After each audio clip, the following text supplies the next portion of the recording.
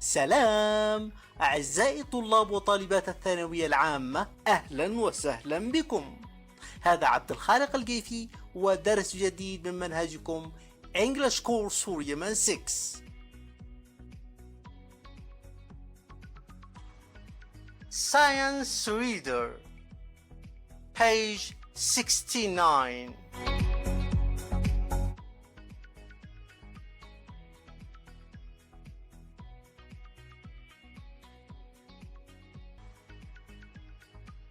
Arab scientists.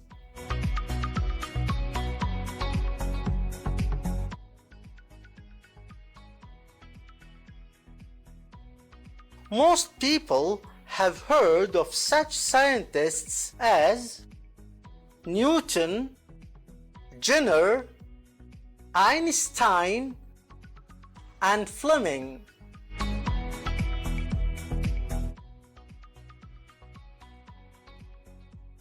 What people in the West often forget is their debt to their equally important predecessors, the Arab scientists.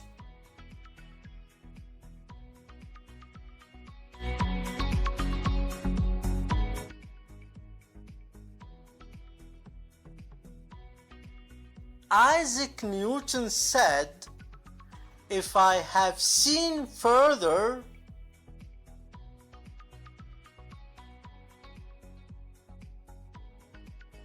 it is by standing on the shoulders of giants."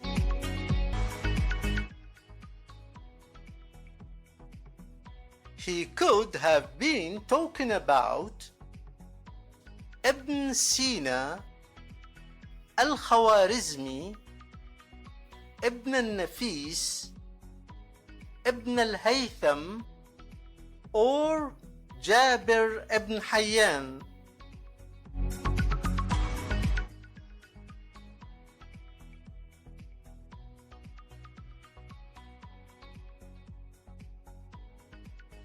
ابن النفيس.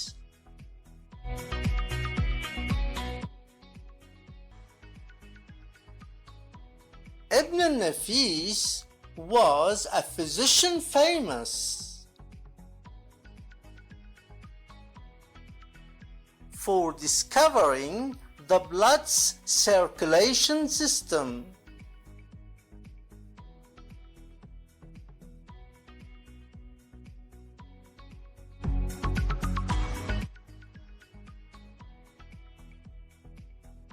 He was born in Damascus in 607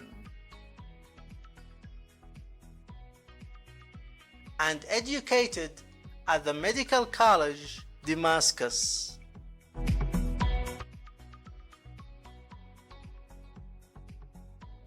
He made many important contributions to medical knowledge at that time.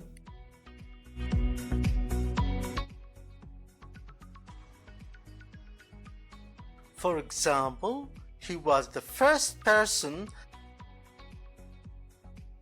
to explain how the lungs worked.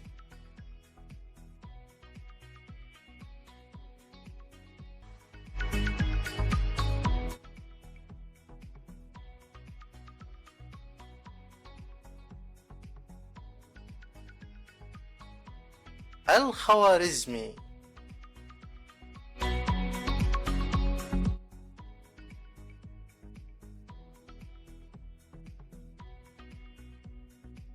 Al-Khwarizmi was a great mathematician, geographer, and astronomer who died in 850.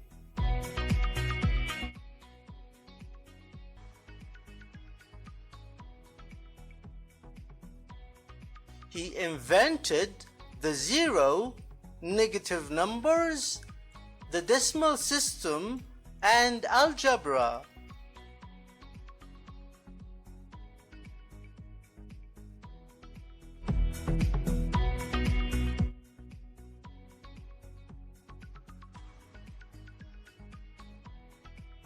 the term algorithm used in computer programs and software is named after a variation of his name, Algorithme.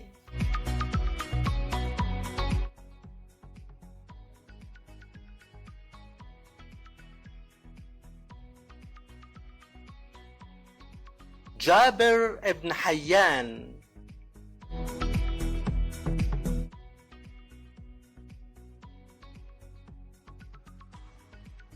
Jabir bin Hayyan, 721 to 776, was a pharmacist and a chemist.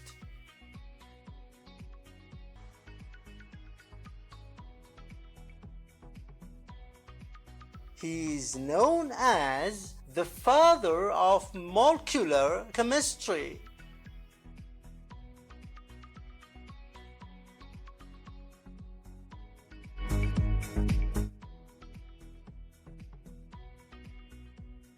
Among his many inventions was a scale capable of weighing objects as light as 0.1587 of a gram.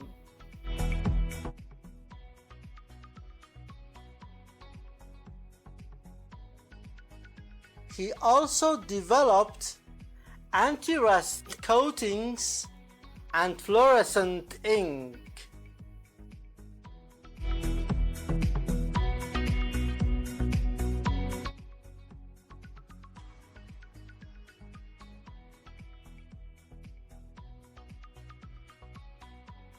Ibn Sina.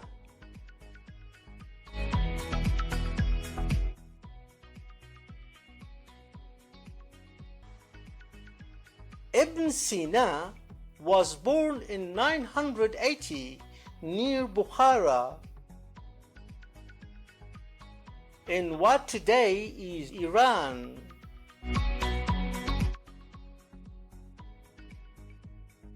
After finishing school, he taught himself logic, mathematics, science, philosophy, and medicine.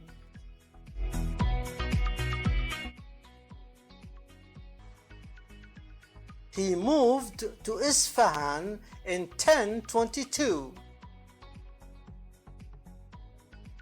and wrote his two most important books, the Book of Healing and the Canon of Medicine.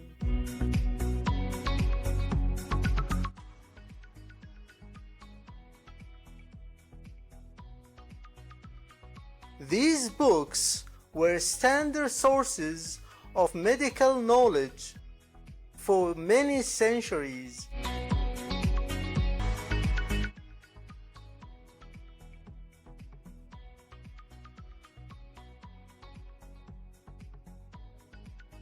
Ibn al-Haytham.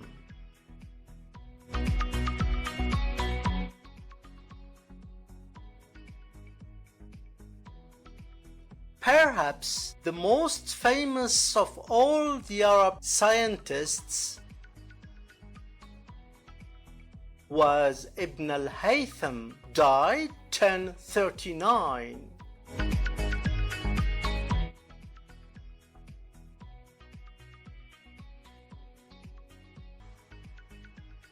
He greatly influenced later scientists like Sir Isaac Newton.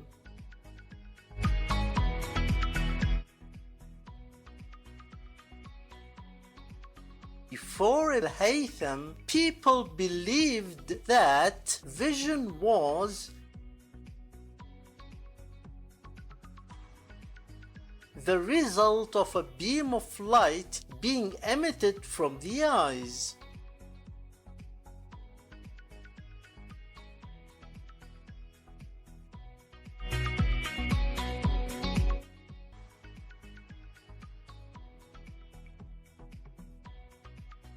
This did not explain why the size of an object depends upon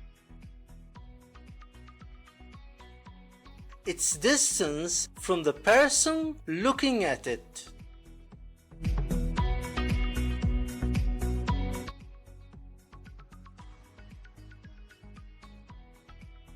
Ibn al-Haytham proved that when we look at an object,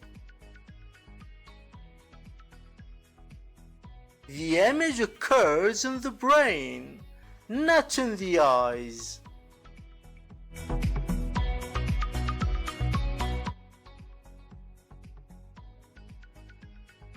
His research led him to think about how we recognize things.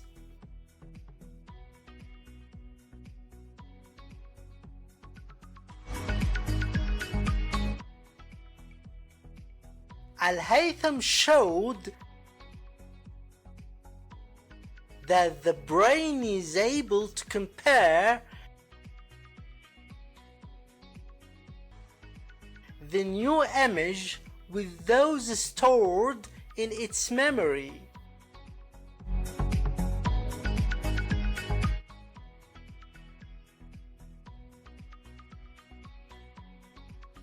He realized this was the key to understanding vision.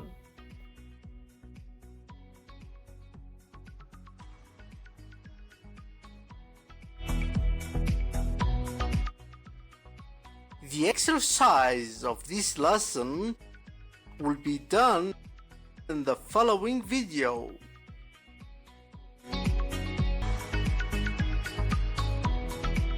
إلى اللقاء في دروس لاحقة. دمتم في رعاية الله وتوفيقه.